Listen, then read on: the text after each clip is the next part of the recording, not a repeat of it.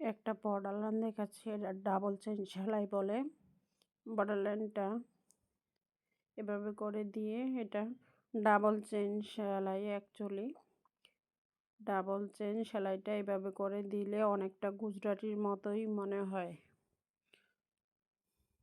আমি একটা পুরো ড্রেস করেছি এই ডাবল চেইন সেলাইটা দিয়ে। অনেকে মনে করেছে এটা গুজরাটি, আসলে গুজরাটি না।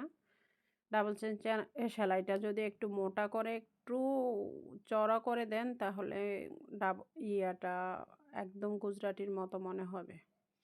দেখেন আস্তে আস্তে বোঝা যাওয়ার উপায় নাই, আমি অনেকটাই করে দেখাবো। আর সুতাটা কোন দিক থেকে কোন দিক নিতে অনেক দ্রুত হয়, এই সেলাইটা দিতে অনেক বেশি দ্রুত হয় এবং সহজেই করা যায়।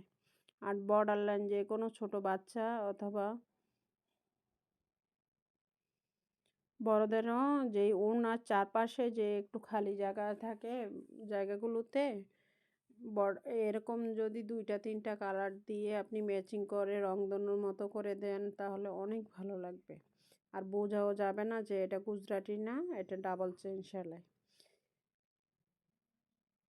ডাবল চেইন সেলাইটা আমি আগেও দিয়েছি অনেক।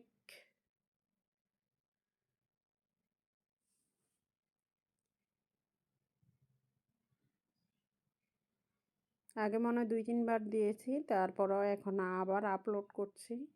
কারণ রিকোয়েস্ট যখন থাকে তখন দেখা যায় যে ভিডিও আপলোড করতে হয়, আর ভিডিও তো নিচে চলে যায় আস্তে আস্তে।